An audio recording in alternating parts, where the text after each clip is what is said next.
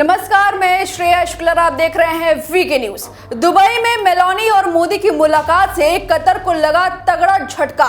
जी हां, अब आप सोच रहे होंगे कि ऐसे कैसे हो सकता है, तो हम आपको बताएंगे कि कैसे हो गया।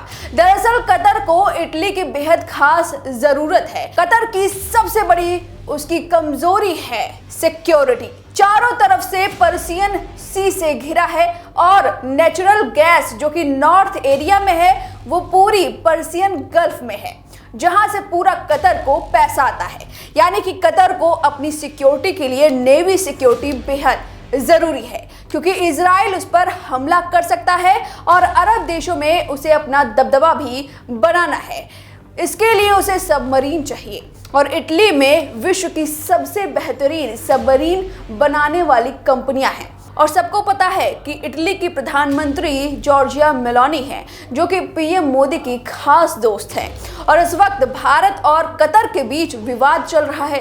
दरअसल कतर भारत का हमेशा अच्छे दोस्तों में शुमार था, लेकिन कतर ने जो किया उस पर एक गाने के बोल बिल्कुल सटीक बैठते हैं कि दुश्मन न करे दोस्त ने वो काम किया है, उम्र भर का गम हमें इनाम दिया है। जी हाँ, कतर ने 26 अक्टूबर को भारत के होश उड़ा दिए थे, जब पाकिस्तान की मीडिया से खबर मिली कि भारत के 8 रिटायर्ड नेवी ऑफिसर को डेथ पेनाल्टी सुनाई गई। हिंदी में कहें तो मौत की सजा, लेकिन वजह नहीं बताया। हमने आपको इन 8 नौसेनाओं की गिरफ्तारी के बारे में पहले ही बता दिया कि कैसे ये कतर की कंपनी के साथ काम कर रहे थे और फिर इटली से कतर की हुई सबमरीन की सीक्रेट डील का एक स्क्रीनशॉट लीक हो जाता है।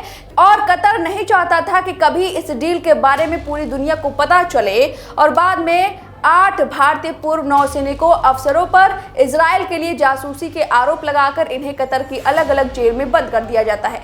इसके बारे में हमने पूरी जानकारी आपको पहले पुरानी वीडियो में दी है, आप देख सकते हैं, लिंक हम डिस्क्रिप्शन बॉक्स में लगा देंगे। अब चलिए दुबई में मेलोनी और मोदी की मुलाकात का असर कतर पर कैसे पड़ेगा वो जान। तो जैसा कि दोनों देशों के प्रधानमंत्री के चर्चे सोशल मीडिया पर तो हैं ही, लेकिन राजनीतिक दृष्टिकोण से भी मेलोनी भारत की मदद कर सकती हैं, या कहें कर ही रही हैं, क्योंकि इटली की पीएम ही हैं जो कतर को सबमरीन दे सकती हैं और वो सबमरीन के बदले दबाव डाल सकती हैं भारत के 8 पूर्व नौसैनिकों को भारत को सौंपने के लिए। और जहां हमने आपको बताया था कि दोस्त मेलोनी ऐसा कर सकती हैं, तो उन्होंने कर भी दिया होगा, आश्चर्य की बात नहीं है, क्योंकि जिस तरह दुबई में पीएम मोदी और मेलोनी हंसते हुए नजर आए, भारत मेलोनी की मदद ले सकता है। और हाल ही में भारत के लिए एक राहत की खबर कतर से मिली है।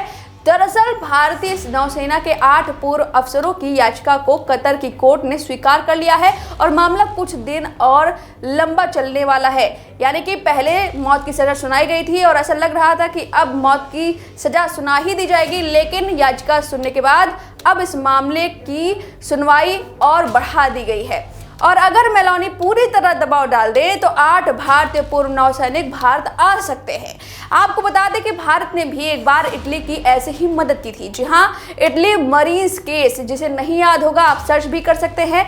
हम आपको संक्षिप्त में बता दें कि ये पूरा मामला 2012 का है, जहां केरल के 2 मछुआरों की हत्या के केस में सुप्रीम कोर्ट ने इसे माफ कर दिया था, इस पूरे मामले को क्लोज कर दिया था। 9 साल पुराना ये मामला बेहद दिलचस्प था। इसमें इटली के 2 नौसैनिक आरोपी थे, जिन्हें बचाने के लिए इटली की सरकार ने एड़ी चोरी का जोर लगा दिया था। घटना के बाद उन्हें गिरफ्तार कर लिया गया था, लेकिन बाद में माफ कर उन्हें इटली भेज दिया गया था और इटली की सरकार ने आश्वासन दिया था कि उन्हें आपराधिक दंड वो अपने देश में जरूर देंगे। तो इस तरह से अब इटली के प्रधानमंत्री जानते हैं कि भारत महान है और वो कैसे इटली की मदद कर चुका है। इसलिए मेलोनी और मोदी की मुलाकात से कतर को झटका लग सकता है, क्योंकि कतर को सबमरीन चाहिए जो कि मेलोनी के पास है और मेलोनी मोदी की खास दोस्त हैं और भारत के पूर्व नौसैनिक अब तक कतर के पास है। अगर मोदी और मेलोनी ने साठगांठ कर ली तो कतर को झुकना पड़ सकता है। हालांकि दुबई में दोनों प्रधानमंत्री की तस्वीरें सामने आने से अटकलें लगाई जा सकती हैं कि अब कतर को झुकना ही होगा।